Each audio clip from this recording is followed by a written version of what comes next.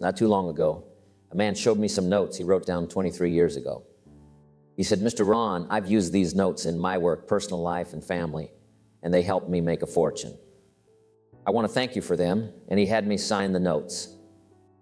It was incredible because he was just 18 when he took those notes as a teenager in the audience. It made me really happy to sign those notes. It's wonderful when someone appreciates your advice and puts it to good use. First note for today, I would like for my name to appear in someone's testimonial. It's really simple to help others. You don't need to give long talks or workshops. If you just suggest a book that made a big difference in your money situation, a book that helped you set goals, or one that improved your health, you can share that with someone during a casual breakfast on a Tuesday, right? Later, that person might say, "You know the book you told me about? Well, it got me into reading. I read another one, and let me tell you what happened to me." They might share how their life changed financially, socially, and personally. It all goes back to that Tuesday morning breakfast a couple of years ago when you recommended that book. So it's pretty easy for your name to appear in someone's testimonial. I really enjoy traveling the world and experiencing that.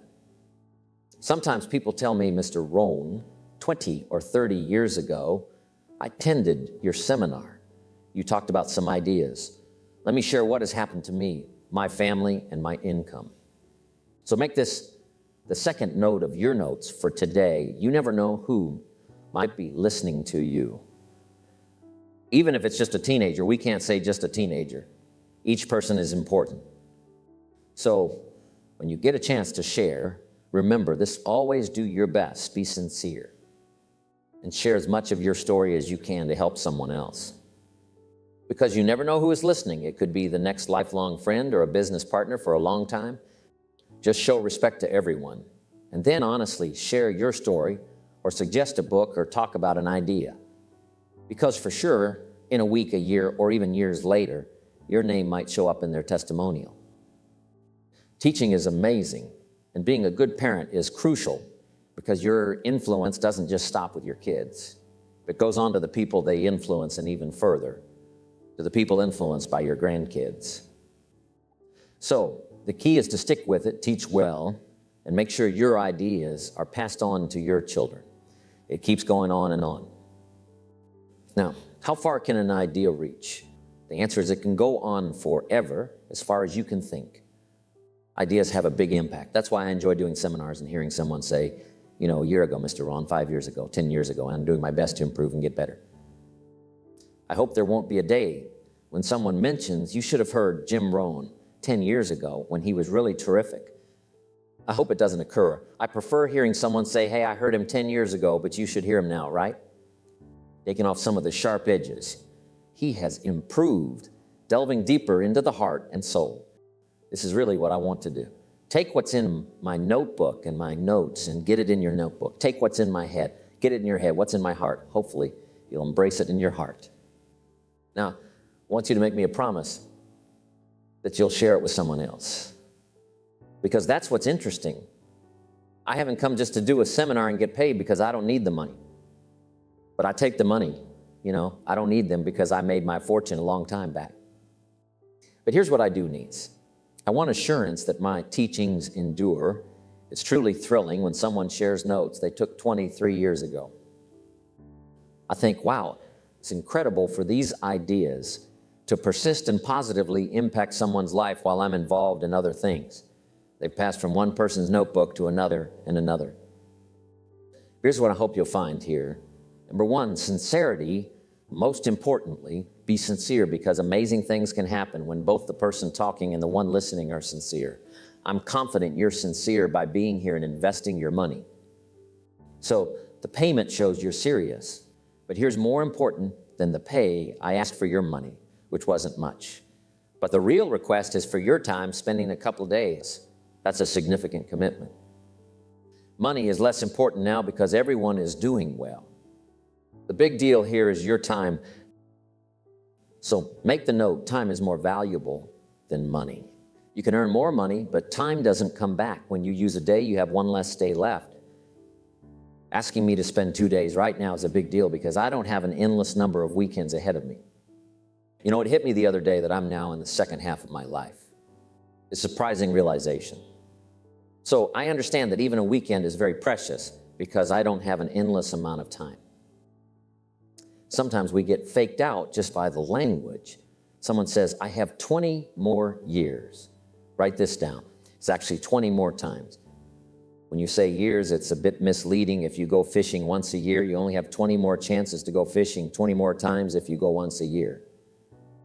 Now think of it as 20 more chances, 20 more opportunities to make each one really important because they're limited. So with my limited time, these days are precious for me. I could be spending this time with my kids, grandkids, or doing something else instead of being here with you. This is a big part of my life. My family understands it's so crucial that they let me be away for a couple of days. Now, about sincerity, remember this, sincerity doesn't prove something is true. I hope you see that I'm sincere. So being sincere doesn't prove something is true. We shouldn't think he must be right because he's so sincere. That would be a mistake. Here's why. That you can be sincerely wrong. Sincerity isn't what proves something is true. Remember this, the only way to test truth is with truth, not just sincerity. This is as close to the truth as we can see it. It's what you believe is absolutely true, not a universal truth. It's hard for one person to reach the absolute truth, but we each have our own thoughts and views. Today, I'll do my best to be as honest with you as I can, sharing what I believe is good, unique, and practical. I'll be completely honest, thinking I have something valuable. But here's the key. Everyone has to decide for themselves what is the absolute truth or what works for them in their own experiences. Because that's what we want, something that works well in our finances, sales, management, parenting, and daily life. We want things to be useful and practical, guiding us from one step to the next, opening doors to new opportunities we haven't found before. That's what we're all searching for. Sometimes we're looking for that fourth number. Right, imagine a lock with 4 numbers, and you already know 3, maybe even before coming here. Perhaps this seminar will give you that 4th number, making the lock open. But remember, you need all 4 numbers. I'll do my best to share practical insights with you in these 2 days. It might offer a new perspective, a refreshing opportunity or potential.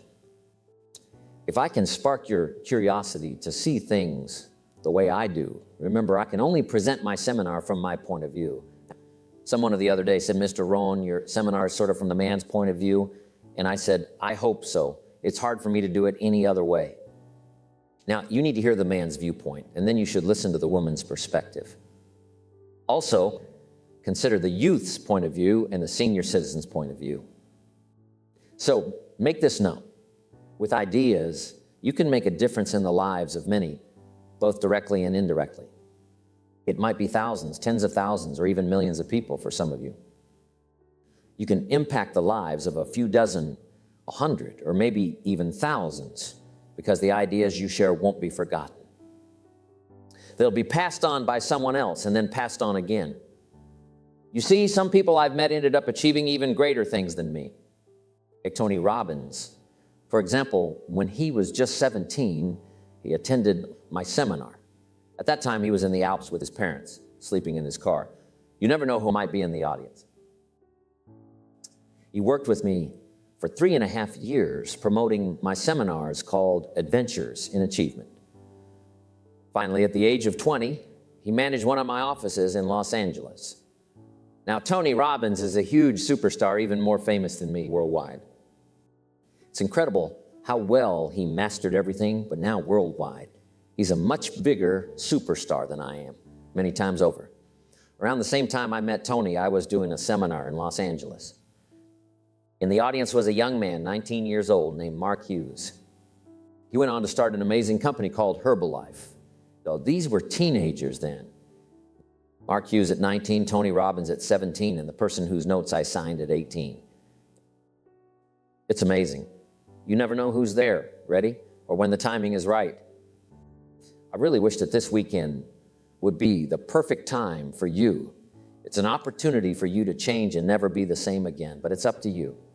You can choose to keep doing the same old things. Remember this, it requires more than one person's perspective to help us see, think, make decisions, and evaluate. It's important to have different kinds of people, messages and perspectives, all with their own experiences.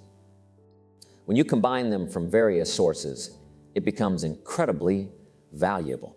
I'm glad to contribute as one of the positive voices this weekend. That's really exciting for me.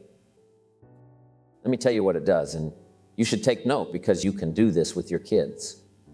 We can pass it on through our kids, grandkids, and so on. It's a chance for immortality. Another chance for immortality when your ideas live on, your influence lives on in someone else. And then the next generation evil can also continue through generations. As the old prophet mentioned, sometimes the sins of the father have been visited on the second and the third and the fourth generation. It often takes the fourth generation to finally stop some things that began in the first generation. But the good influence can also impact the second, third, fourth generation, and who knows how far beyond.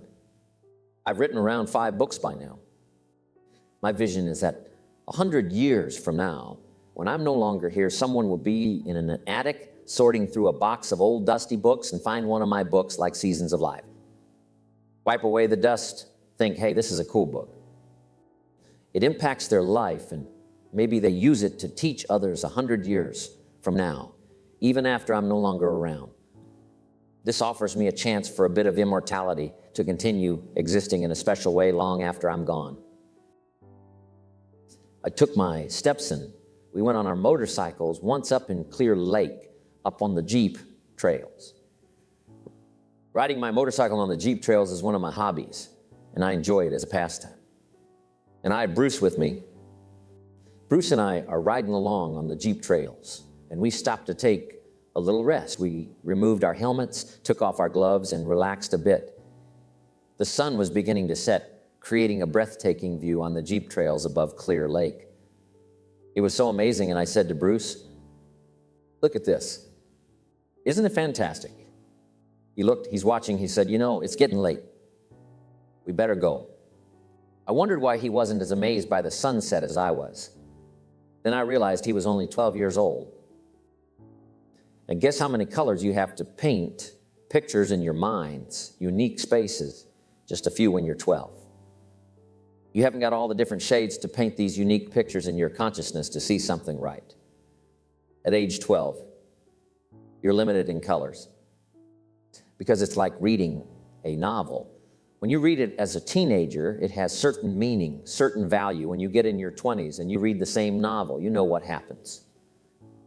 You begin noticing things you couldn't understand as a teenager because they didn't relate to you then. Then you read the same novel in your 30s, and I'm telling you, it starts to really change. You're beginning to say, now I get what the author was trying to say. I see it now. In my teens, it was a storybook. In my 30s, it's an application to my life.